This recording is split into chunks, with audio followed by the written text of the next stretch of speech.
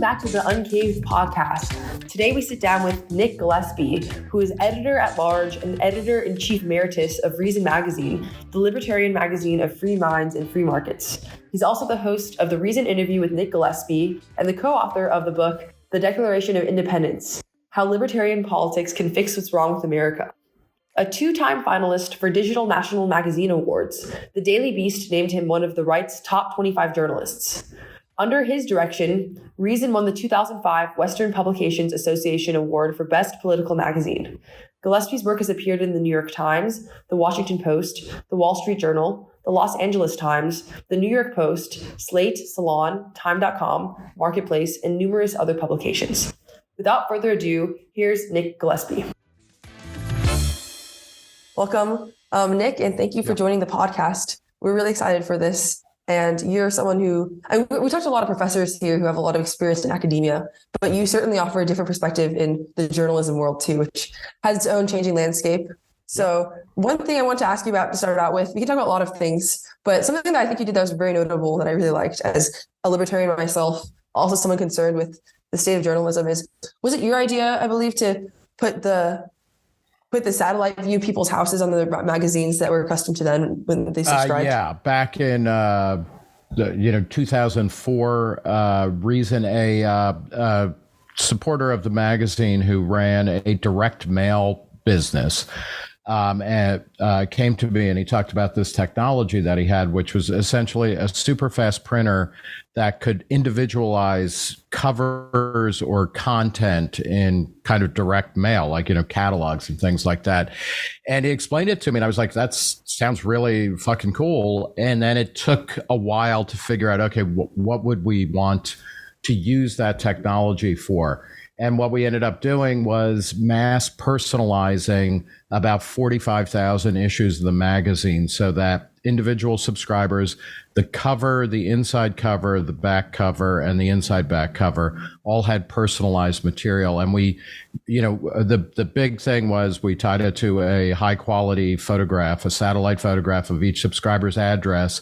And we put their name on the cover because we had all this information. And then I wrote an editor's note and we had about 4 pieces of information that we keyed things off of. So we talked about local congressional races, based on their zip codes, their congressional districts, things like that. And we had 2 advertisements that were also geared to them based on where they live and a couple of other pieces of demographic information. So, and what's most important about that issue actually was the cover story was, the subtitle was something like The Upside of Zero Privacy. It was actually a celebration of how massively networked databases that were increasingly available to almost anybody had reduced transaction costs. So, one of the stats that stayed with me was that it took about a full percentage point off of mortgages, which were averaging around 4 or 5%. But by the ease with which banks could do credit checks and kind of get more information about prospective borrowers, they were able, they passed on a lot of that savings to the customer. So we were actually celebrating, the loss of kind of privacy on because of more information being out there. And it's funny, we've talked about it, since then, and it's, it's probably a little more complicated than we thought. What made you say it's more complicated? That privacy is one of these issues which gets talked a lot about. It is always it's always lamented, and it's once it's passed or some version of it is passed. But if there is such a thing as a social construction of reality, privacy is one of those concepts. What it means to be private, what privacy means radically changes from year to year. There was in the early 20th century, there were a couple of Supreme Court cases within, a few years of each other, one involving whether or not the police law enforcement needed a warrant in order to listen in on phone calls. And the Supreme Court decided there is no expectation of privacy on a phone call because most people had party lines. So like anybody, in whole neighborhoods, you would pick up the phone and you could hear other people having conversations. And then a few years later, they were like, you have an absolute right of privacy. an expectation of privacy, and hence law enforcement needed to get a warrant. So that it just goes to show how quickly what privacy, how we think about it now. It just changes from time to time. Interesting. Okay, so how do you think? The move that you did, privacy is, I think, a very interesting, philosophical issue in and of itself. But to what extent do you think it accords with the ethos of Reason Magazine as you've conceived of it, especially as editor-in-chief? I joined Reason in 1993 as an assistant editor. I became editor-in-chief of the print magazine in 2000 and stepped down from that, became editor of the video platform. I helped originate that as well as the website from 2008 to 2018. And now I'm an editor at large. But I think that story and that cover, because this was the first time any magazine had mass personalized things, particularly, in the tens of thousands. It was a real, kind of first. And I'm very proud of that. And that, I think the marriage of technology and subject matter and kind of delivering something new and different on the cutting edge of what was available then. That's very much in the keeping of Reason. Reason was established in 1968. We call ourselves the magazine of free minds and free markets. And since then, we've grown into a website and a video platform and a podcast. I wouldn't quite call it an empire because we don't believe in empires. Because we're libertarians, but we've, got a growing number of podcasts as well as obviously the print magazine. And I think that issue and the way we presented the material, it very much personifies what we're trying to do, which is to look at the various ways in which innovative, interesting things happen when you give people freedom and autonomy and the space to try out new ways of living, to experiment with new types of commerce, to come up with new types of technology. So in a lot of ways, that issue is kind of like the whole package for us, including, the fact that I think looking back, we're like, okay, that was a great moment then. And now, almost 20 years later, we think about privacy in many different types of ways. And I think the big question for all of this stuff is, we live in a state, not just where the state, or we live in a society, not just where the state surveils us, but big corporations do. There's this concept, which I think is generally somewhat intellectually incoherent, of surveillance capitalism and things like that. But what has happened time and time again is that we, as people opt into or are put into a system where we are offering up more and more bits of information about ourselves or preferences, we're giving them to corporations, we're giving them to our friends, we're giving them to social media networks, et cetera. And so our expectations of privacy have radically altered and radically changed. And I think we'll be working through these issues for the rest of time. The one place where I think libertarians as a rule, and certainly Reason comes down to, is there should be limits, particularly when it comes to the state, on when and where and how they can surveil you or access material that talks about where you have been. Effectively, here's my phone. I'm holding up my phone, and it's like, since the first smartphone came out in 2007, 2008, or whenever the iPhone came out, we have strapped on surveillance bracelets to we carry them willingly, and police and a lot of other people can know exactly where you were at a particular given time because of the geolocation that is based, that cell phones are based around. So it's a live issue, and it's a changing one. Oh, certainly. Well, to that extent, one thing that I really appreciated about your talk where I saw you a few weeks ago was about the role of journalism in a changing tech environment now. You talked a lot about ChatGPT, and I think your views on AI are very reasoned from my perspective as someone who's in the computer science engineering world. What do you think so I really liked that last article in particular, the issue you described. Brilliant. I think marriage of, journalism, but also very pressing issues about tech that are very properly illustrated if you're able to individualize it to every subscriber. Right. Do you think what do you think something like that would be now? Would it be, I don't know, a ChatGPT generated a descriptor in every single demographic you'd be sending to? Yeah, I don't know. I'm trying to think about that. I mean, it's kind of fascinating. A friend of mine who works in kind of AI-enabled technology startups, and he's working on a project now, and I'll get to how this plays in, particularly with AI, but it's a type of continuous blood sugar monitor, which you have on your arm, and it shows you what your blood sugar and a bunch of other levels in your bloodstream and kind of in your metabolism are based on what you're eating, et cetera. And like, it's real-time feedback. And so there's this loop where you can really personalize your blood sugar, like on some basic level. You are doing that already because your blood chemistry is yours alone. Even if you're an identical twin, have an identical twin, they'll be a little bit different because of epigenetics, et cetera. But the idea is that you will be personalizing blood sugar levels and other, kind of metabolic processes for what you need in the moment. If you need to feel a little more energy, if you need to calm down, if you're anxious, et cetera, you'll be able to, really kind of regulate and moderate and kind of intensify the effects that you want based on this marriage of technology and kind of individual autonomy.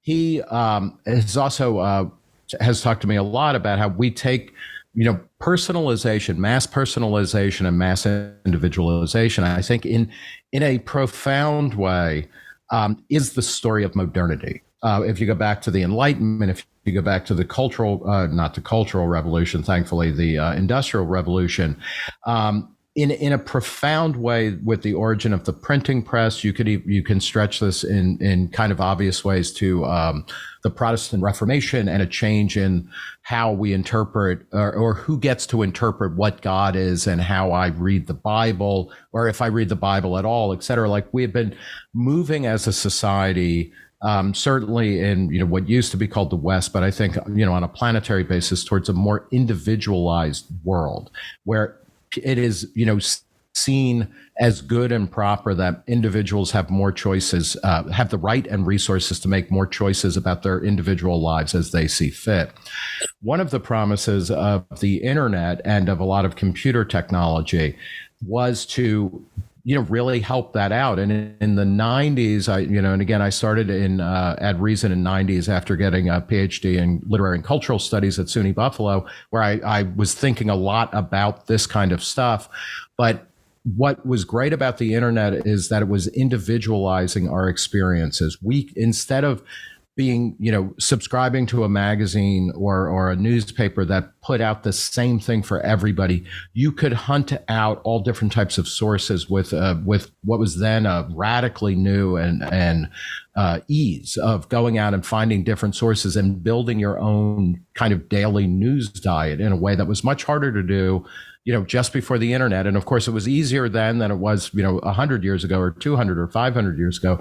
But what AI conceivably allows, or rather, the way that the internet became massified, where everybody started using it, was the World Wide Web, which is based on web sites where you would go around and surf, et cetera. The early big sites on the internet for news were aggregator sites. There were things like the Drudge Report and whatnot, which pulled together lots of different stuff. They helped as like little guides or docents to what was interesting according to a particular filter, but you could just make your own. This is a long-winded way of saying that I think AI on a possible level, particularly the way that we engage with all of the information that is out there now, housed on the internet or housed anywhere, is that instead of going to websites and kind of surfing around or waiting for people to send us stuff, we will have AI bots where when you open your computer in the morning, you might say, it will tell you based on what you had been reading or what you're obsessed with, what you were binging on Netflix, et cetera.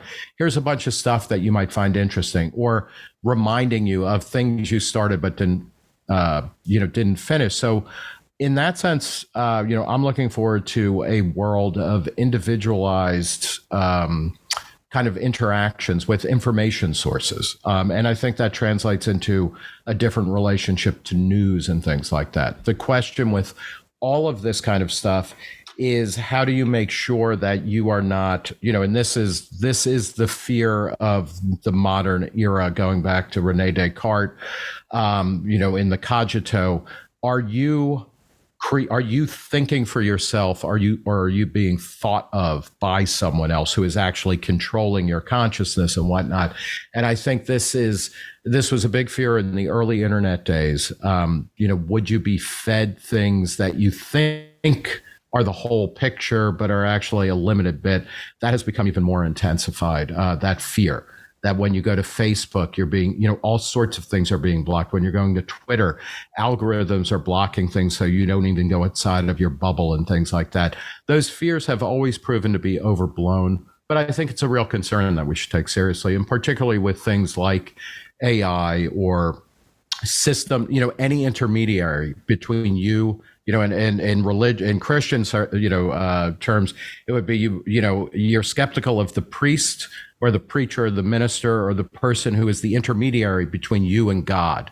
To secularize that, we should always be worried a little bit that the people who come in between us and what we're after, which are good, that's a good thing. I mean, basically what an editor does is makes information better for the people who want it. But, you always want to make sure that you're checking your, that you're not walling yourself off through the use of intermediaries that present themselves as the limit of everything.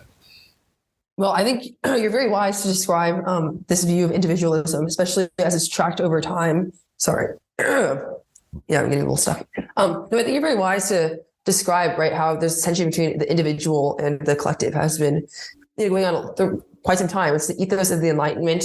Something as far back as, I think that's what Tocqueville described as very American too when he came to America. And we can stretch it back. The individual versus the group, the individual versus the family, the family versus the group, et cetera. These are probably, these are human stories. A play like Antigone by Sophocles is about the individual versus the state or society, et cetera. So these, it's worth always looking to the past and see how they dealt with it and how they figured, and also, to the present, because no era, we're constantly making errors in our judgments and in our conceptions of things. But one of the great things about literature and history is that it allows us to see what mistakes other people made and hopefully learn from them. Precisely. And I think what you described too is what Marxism got wrong too. The idea, I think Marx, you can correct me here because you're better at cultural analysis. What Marx got wrong was assuming that as everyone gets so specialized in their labor, they'll have only their one thing and won't have the ability, I'd have the breadth to describe or to understand the rest of the things. When in reality, the fact that, free markets allow for free time and more leisure time, that allows us to have much more specialized and much more individualized explorations into whatever we'd like, seems to be, the greatest rebuttal to the phenomena that Marx is trying to describe. So let me say, let me give a critique and then a kind of support. Go ahead, yeah. Marx's thought, because Joseph Schumpeter, who's an economist who was born in the 19th century and died in 1952 or thereabouts, ended up at Harvard, was born in the Austro-Hungarian Empire, and he wrote a book called Capitalism, Socialism, and Democracy in 1942, I guess it was published, and he was a critic of Marx, and he said that Marx was, that the thing that Marx and Engels really got wrong about capitalism was that its achievement is not in making more silk stockings for the queens of Europe, but rather for delivering more and more goods at easy prices for the people who produce silk stockings and everything else. And, that is true. More people have more stuff everywhere. And as you were saying, that gives rise, it does regiment our lives in a certain way because you have to work, but then you have the money from that. And across the board, it is just cheaper and easier for people to get food, clothing, shelter, in terms of time worked everywhere around the globe. There's a wonderful book out called Superabundance by Gail Pooley and Marion Tupy that documents this in wonderfully intense and unmitigated detail. So I highly recommend that. That is a problem where Marx was right, I think, is that he talks about, or he and Engels in the beginning of the Communist Manifesto, they say, what characterizes bourgeois society or industrial society is, this constant churn of everything that is solid becomes air. everything sacred becomes profane, under a capitalist system, that term is probably not right, under a free enterprise system where individuals have more choices to make in what they want, what they can buy, where they can work, etc. Things are always changing. Schumpeter in Capitalism, Socialism, and Democracy coined the term creative destruction to say that, what characterizes free, market-based societies where there's some private property and a lot of choice is this constant, he called them the gales of creative destruction, where people want different things over time. And so whole industries and whole fads rise up and down in a given lifetime. So that, around in the beginning of the 20th century, you might have, been the maker of buggy whips. And then by 1920, you're completely or virtually out of business because automobiles have clearly replaced horse and carriages. And that continues to happen. And it happens in the social sphere as well, which I see as a gigantic advance for individual freedom and autonomy. We are allowed to seek out what do we desire and how do we create it and how do we fulfill that? And when we satiate that desire, we go on to something else. A Marxist point of view, a leftist point of view, something coming out of, again, I mentioned I studied literary and cultural studies, and coming out of the Frankfurt School, they looked at the same kind of dynamic that, that Schumpeter looked at. And it's interesting that they're both Central Europeans. All of these people were refugees from communism and Marxism, but the Frankfurt School came to a different conclusion, and they said this is how capitalism enslaves us, or it keeps us from actually fomenting real revolution because it keeps giving us new shiny things that we think we want. It manufactures desire and demand. I think that gets it wrong. I think we're much more in charge of that. But Marx was on to something when he said, that the essence, the kind of genius, the motivating force of capitalism is something that, Schumpeter called creative destruction. And I think we see that now. People are worried, that the world always seems to be ending. The world, my parents, I was born in 1963. My parents were born in the 1920s, the children of immigrants. And the world my grandparents grew up in, which were rural farms in Ireland and Italy, it still exists. There are still literally in both of my grandparents' hometowns, there are the same number of people as there were 500 years ago, 1,000 years ago. It still exists, but it's so distant from even what my parents grew up in America, and then what I grew up in late 20th century America. And I find that, energizing. I find it liberating. I find it exciting and innovative and forward looking. But I recognize too, a lot of people find that terrifying because it does seem like if nothing lasts forever, how do we know how to live? How do we not go insane with just unsated desire or hopping from one thing to another? And you see on the right and the left, historically in the US as well as the rest of the world, you see different responses to this, but they always, the right and the left insist on controlling people. You have to worship this God. You have to do things this way. You have to pay obeisance to these groups or these traditions, to the state or to the business, whatever, and that, that is, I think, a profound challenge, and it's a particularly intense moment for that kind of dialogue right now. Well, what do you think is worth worshiping instead, if anything? I think there's a couple of things, worshiping is the wrong term, but I think, and this is where.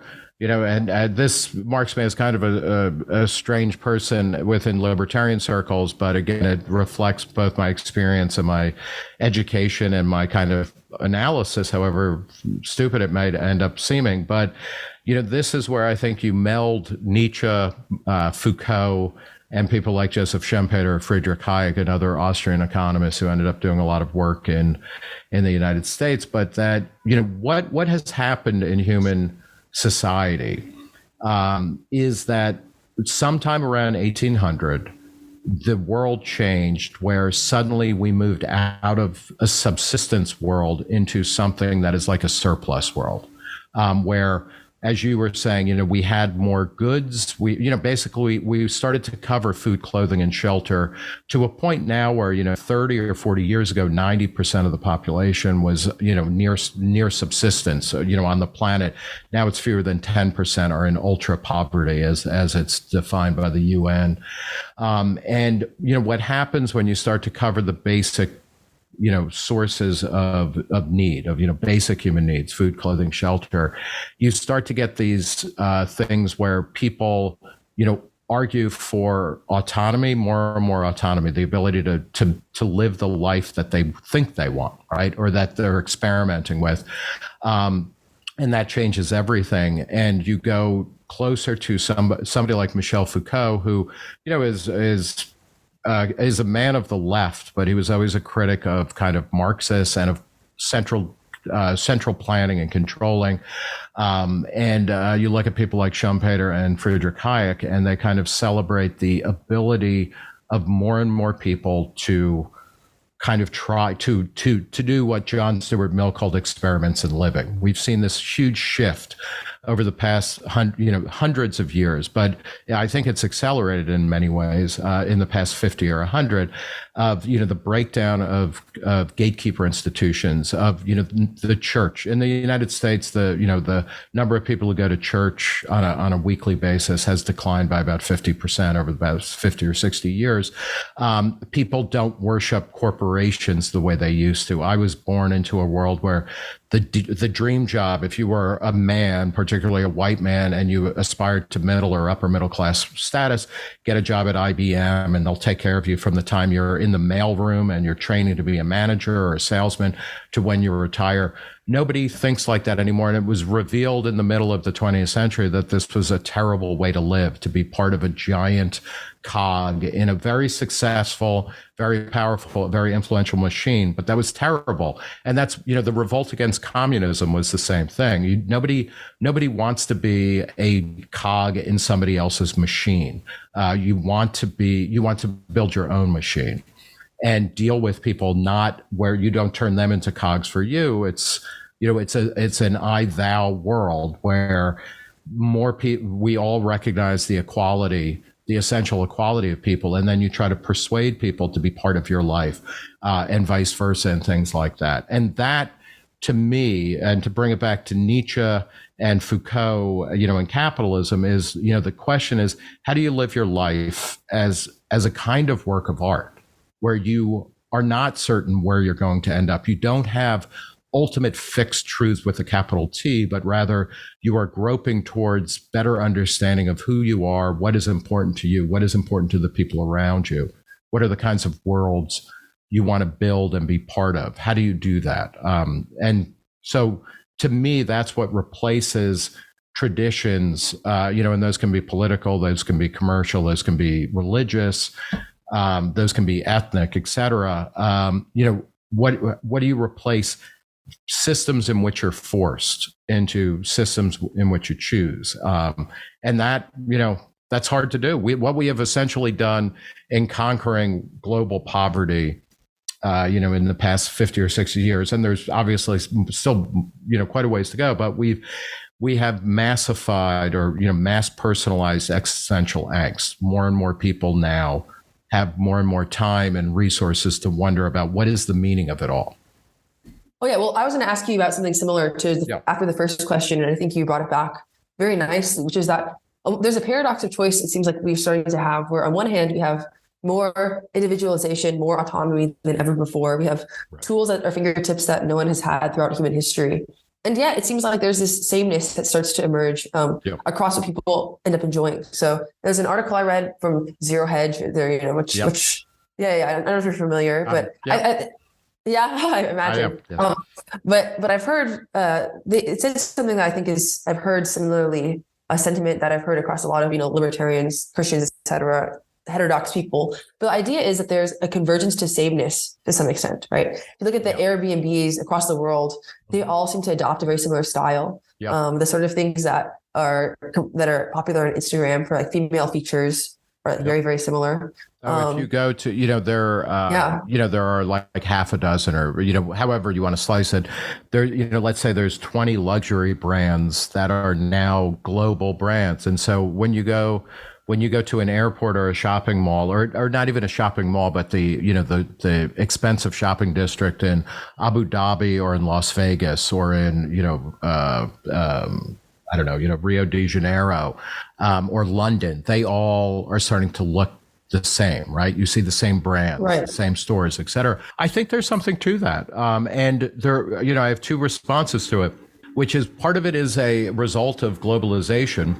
And generally globalization has, after a dark chapter where globalization to some degree was forced by colonization and empire, and this is not simply the West colonizing, the East or, however you want to set up an antinomy, but, it's there's much more flow in all sorts of ways. And certainly, the Japanese, colonized Asia, and that was not a Western, et cetera. So, my main point is that we have shifted out of military conquest and into more forms of cultural exchange and cultural change that are closer to voluntary or opt-in and things like that. And that's good.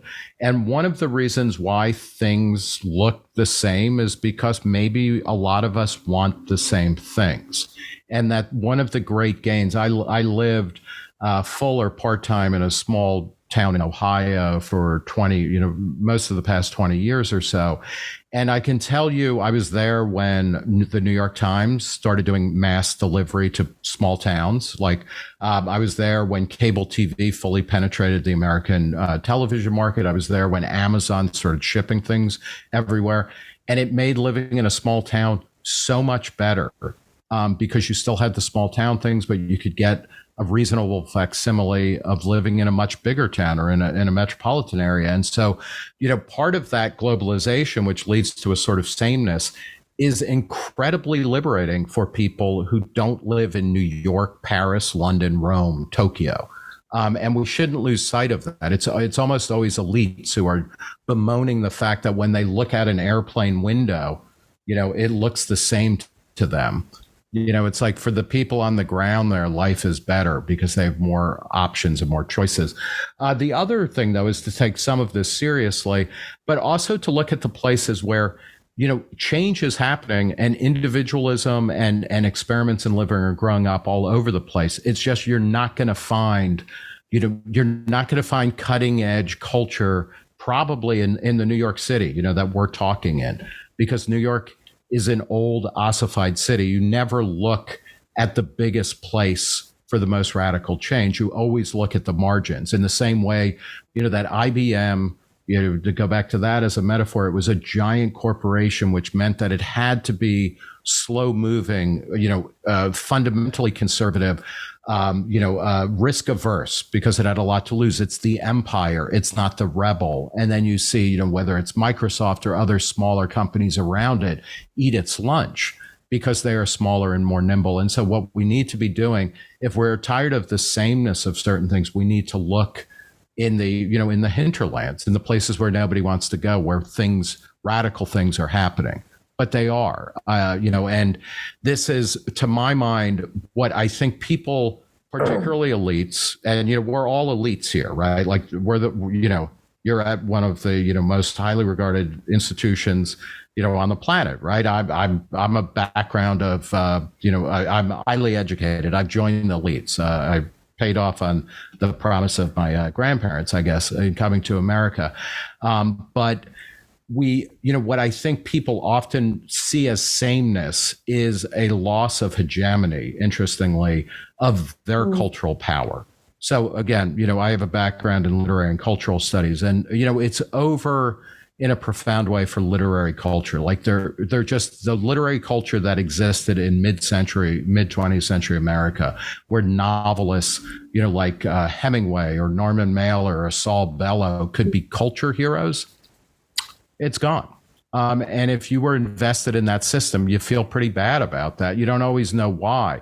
TV, movie studios, corporations, et cetera, they have less and less control over how things happen. Politicians certainly do everywhere in the world. Even somebody like Xi Jinping is struggling to maintain control. And he's a tyrant. He's an autocrat. He has more power than any, leader in the world, really. And he is up to his eyeballs trying to keep it together, because we are now living in a world where the more information, more money, more freedom is seeping through the systems, because we've recognized at some point that these systems are there's so much more play in them that it's really hard to control them.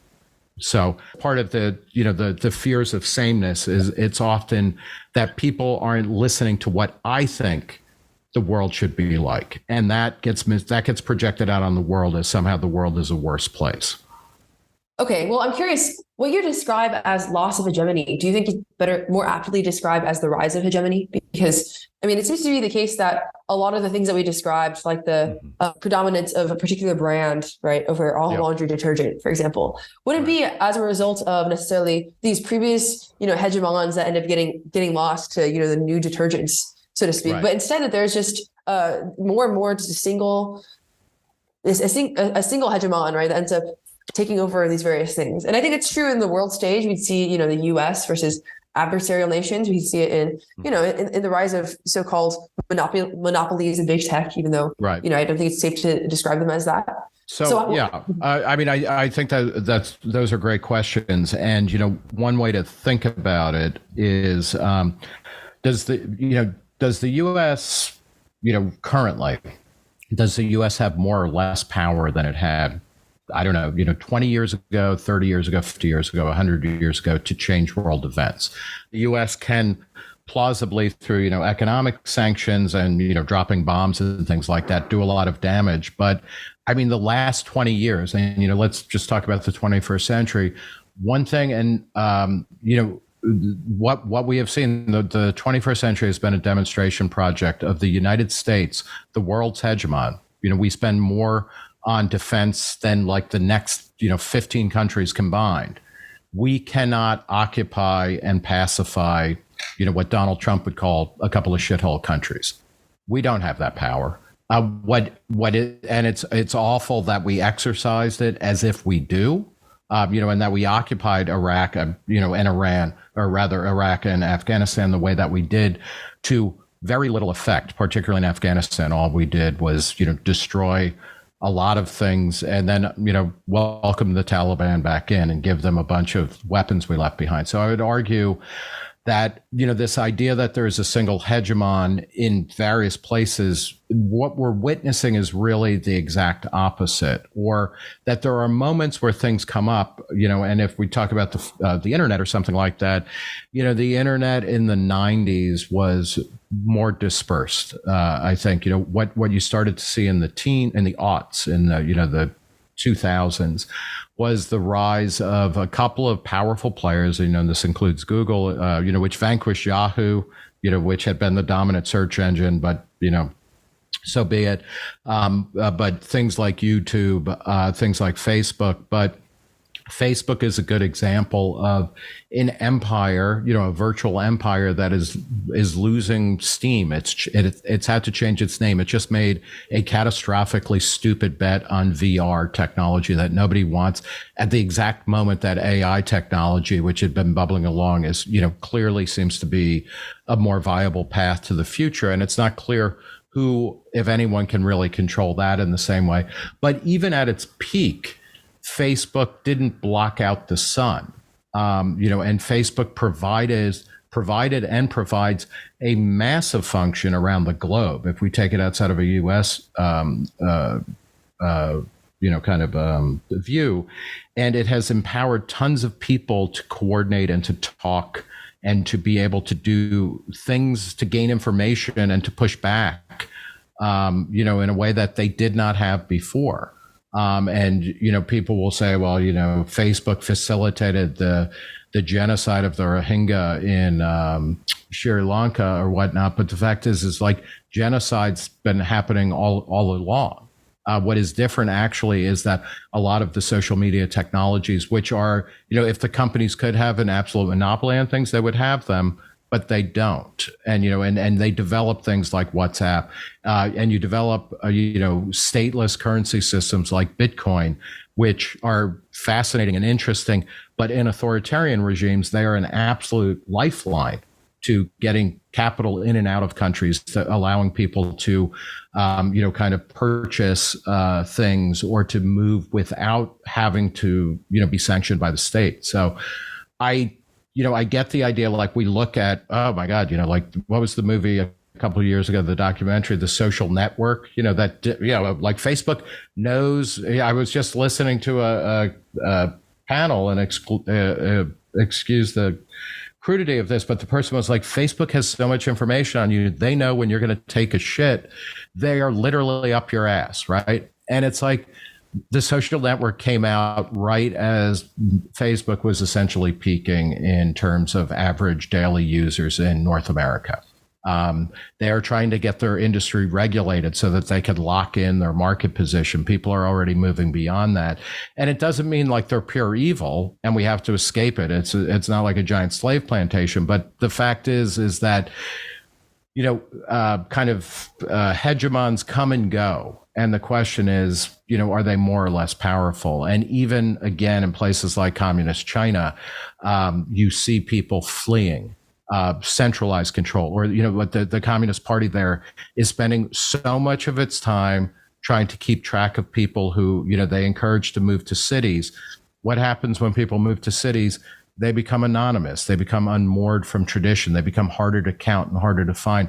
There's lots of dark spaces where people hang out, and if it's in Silicon Valley in the 1960s, it's a garage of a ranch house, and they build a new company that blows apart that blows apart the company that the engineers work for during the day, and in China, it'll be something else.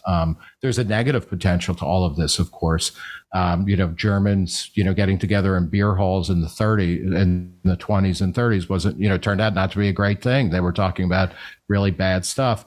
But by and large, there's a constant dispersion and decentralization of information, knowledge, and power, I think. Precisely. Well, I think your analysis here is quite apt, and I appreciate its nuance. Because nowadays we hear either the doomsday, one end of Facebook taking over our lives, but I think it's fair to see the ways in which it has obviously a lot of control and power over these things, but also the ways in which it's inevitably regulated, partially in fact due to its own stupidity of the people that are running it, which are just regular people. But I'm curious, though. This goes back to the earlier question that you were describing too, when it comes to the role of the individual in governing these things. How do we ensure then that our preferences aren't being how do we put this? How do we ensure that our preferences aren't just being designed for us, rather than our preferences are what are designing things in the world? And to what extent do you think journalism helps us get a picture of that? Yeah, that seems to be the money question here.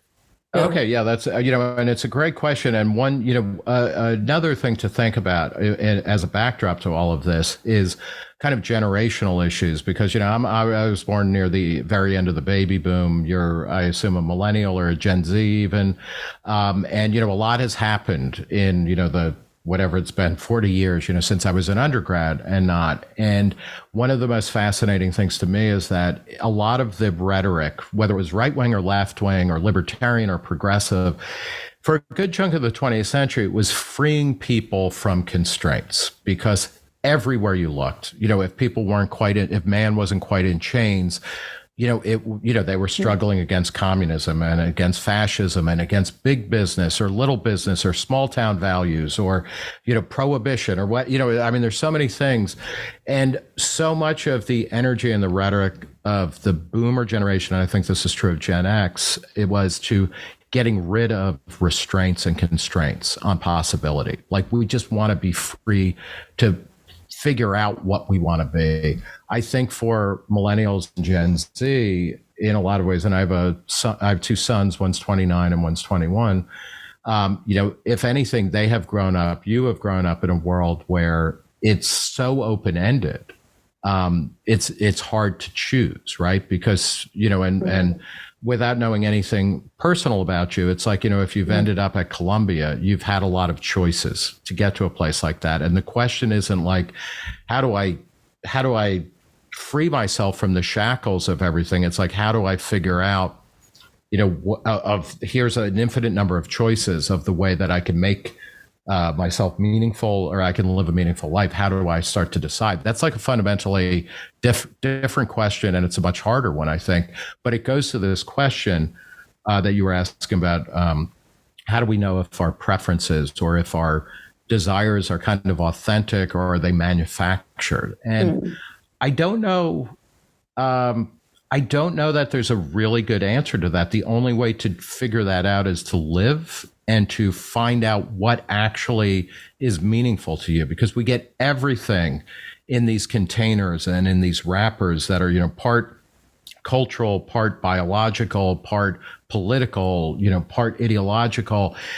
And to go back to, this weird blend of kind of like Foucault and Joseph Schumpeter and Friedrich Hayek, or, and Nietzsche, is that you have to live your life and try to get to, I'm not a fan of authenticity per se, but like you have to get to a place where you're saying this pleasure or this desire is real. It's not, it's not mere fashion, or I'm not doing it in order to please somebody else.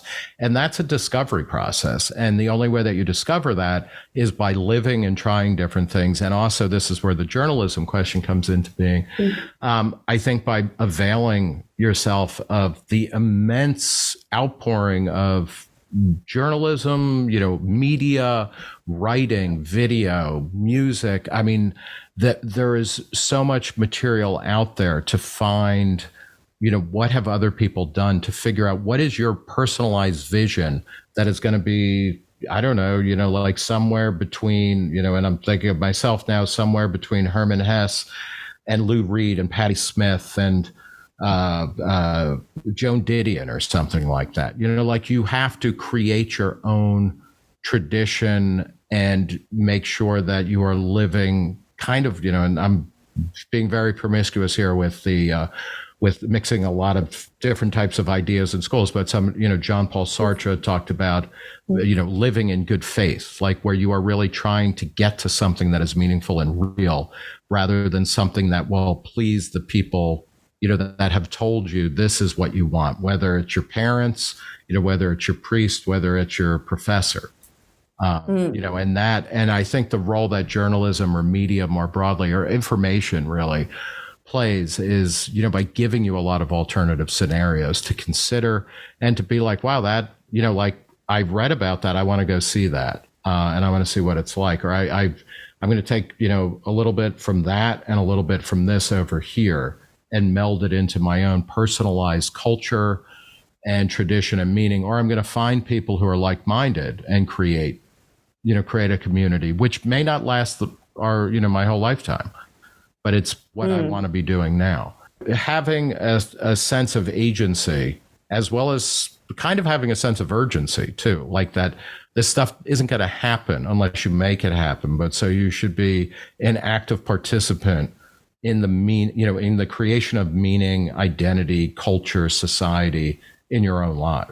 Would it be fair to characterize your political or your philosophy here then as something like data-driven existentialism? The idea that existentialist, yeah, and maybe sure.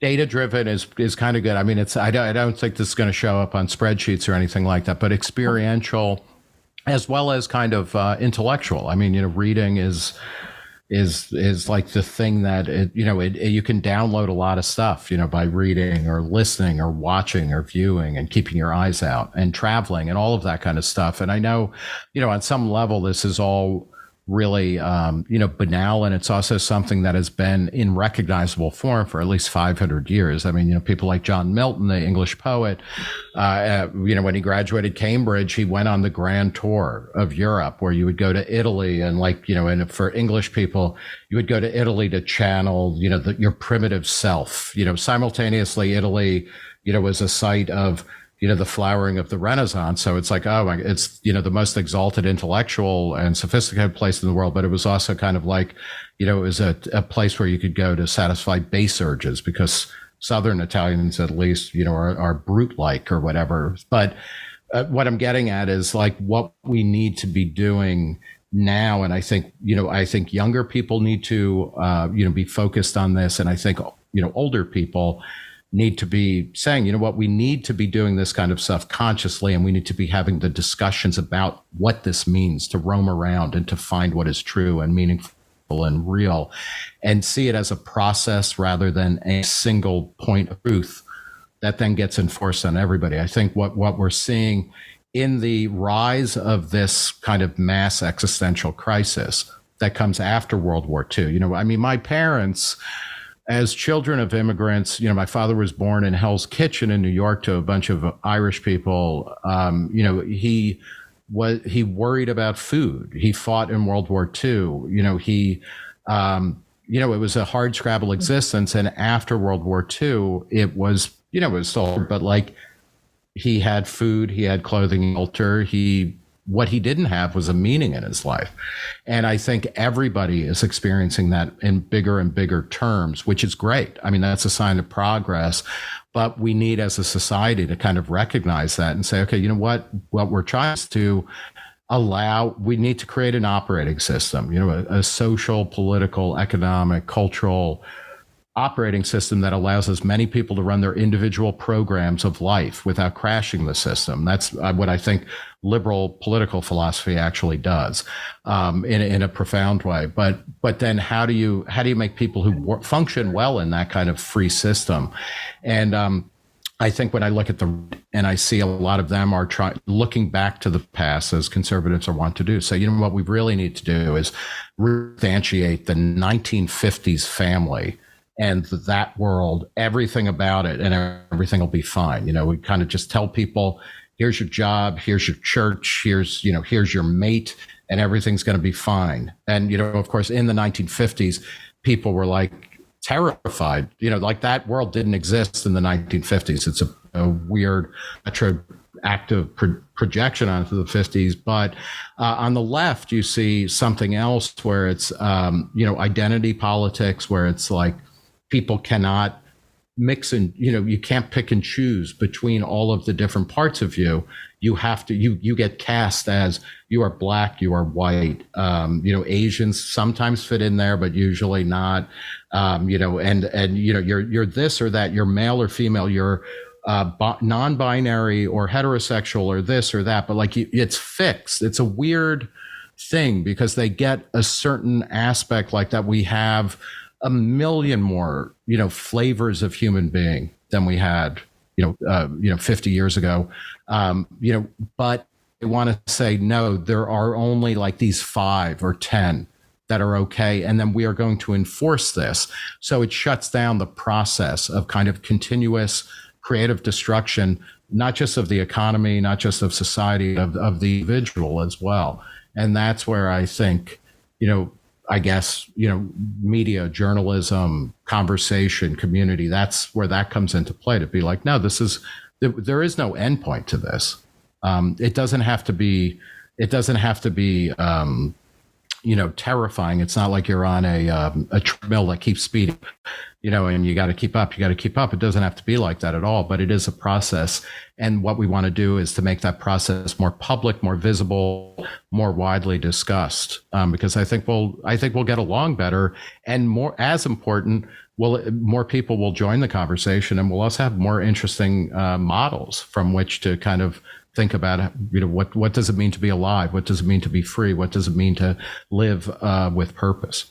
So you're quite optimistic then. That doesn't seem very Nietzschean, I guess, about the operating system being built. Nietzsche, he was syphilitic. His brain was literally rotting.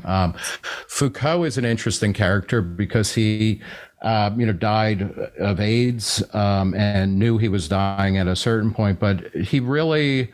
And, I wouldn't, mistake him for like, an upbeat guy, but towards the end of his life and in the 70s, he took LSD and he made this turn towards a kind of Nietzschean life as a work of art while also reading Friedrich Hayek. I mean, it's kind of amazing, embracing a lot of a kind of libertarian, liberal sensibility, and became more optimistic that you could live a meaningful life, even, as he's the chief,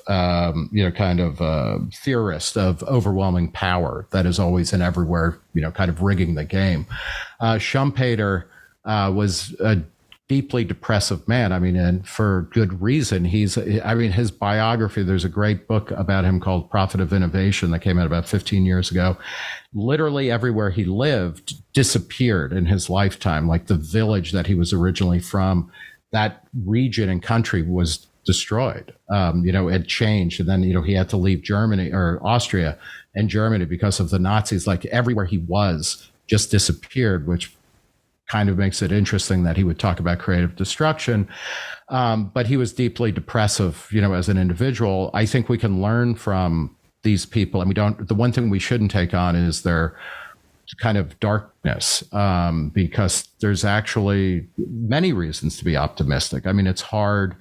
But, for me, the fundamental question is, do more people have more choice in their life, and do they have more possibility of living the life that they imagine for themselves, free of being told what to do? And it's never perfect. You never are fully clear of all of the contingencies into which you're born, but you can get closer and closer to something that is meaningful. And in that sense, I'm very optimistic. And I feel, I feel like we're going through a period of intense generational change, which is very analogous to what happened when the baby boomers kind of started moving en masse into society, after they graduated college or in their 20s, which started really in kind of the 70s and 80s. There was, the 70s was a period that was very fraught because people were like, everything is going away.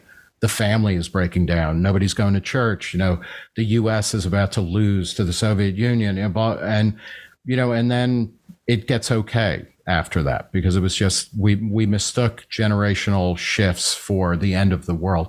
I think something like that is going on now. And I think if we had a more open and honest discussion about some of the stuff I was talking about, we would get through that change a little bit more calmly. Wow. Okay. You've heard it here first, folks. Thank you so much, sir. I want to be respectful of your time, but it was great hearing about all your prophetic visions of the future, so to speak.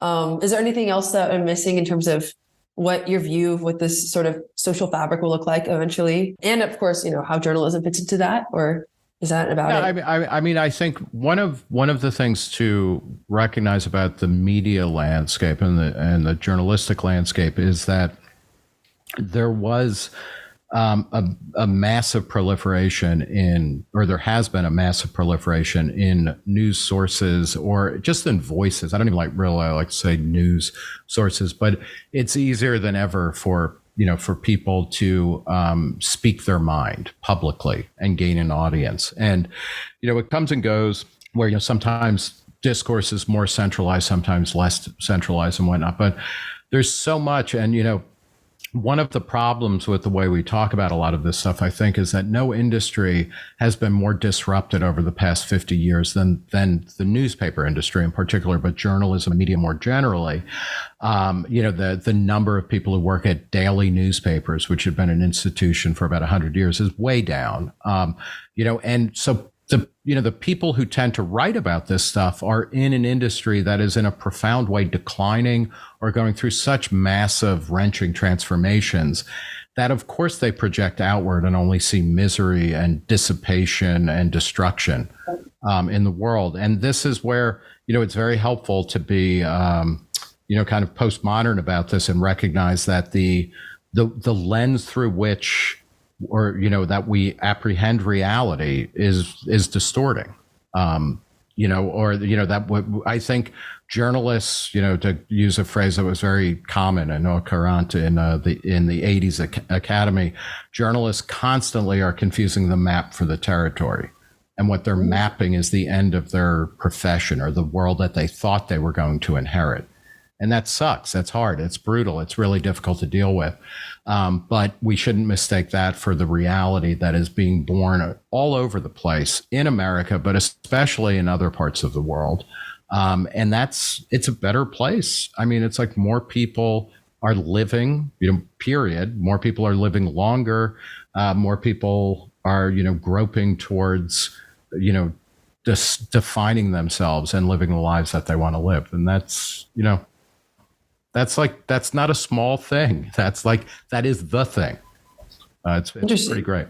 Yeah, precisely. Well, it's very reassuring of us to hear of a journalist with such a would you characterize this as Baudrillardian sensibilities a little bit, an innate sort of skepticism towards journalism? Yeah, so, I mean, it's as if we could talk forever about this kind of stuff, but it's Baudrillard in very profound ways anticipated, I think, the way we experience reality and the way we mediate it and all of that kind of stuff. I would tend to think he's a little bit more pessimistic or kind of conspiracist, that things are being foisted on us. I am, and I think this is partly because of my interest in kind of both in individualism, but also in I think understanding better how economics works, that, much less is foisted on us by, these shadowy groups that control everything. And it's more that the market is kind of a process by which we express our desires rather than we have our desires configured for us. But it's always, it's a back and forth. Sometimes, nobody knew they wanted an iPhone until it was produced, right? But then you use the iPhone to discover a world beyond, iPhones or maybe even electronic communications. So, there's so much. I mean, it's fascinating and interesting. It's a great time to be alive. And my only, regret is that I'm not, 30 years younger, because I think the world is going to, it's been getting more interesting and it's going to continue to. And I hope particularly that younger people who in a profound way are the beneficiaries of the wealth and the freedom and the kind of liberation that took place over the past, not just 100 years, but, 500 years, that they, can recognize that and start building on that rather than really feeling defeatist or anxious about the future. I mean, life is always hard, but it's like, this is, you guys, you've hit the jackpot. You've hit the jackpot because it's better to be alive now than it was, when I was born. Oh, superbly put. Yeah, I can't help but totally agree. What a gift it is to be, young at Columbia, especially given all these cultural, revolutions that are happening right now. Thank you so much for your time, and what a wonderful conversation. I'm really happy to hear all your perspectives on these things.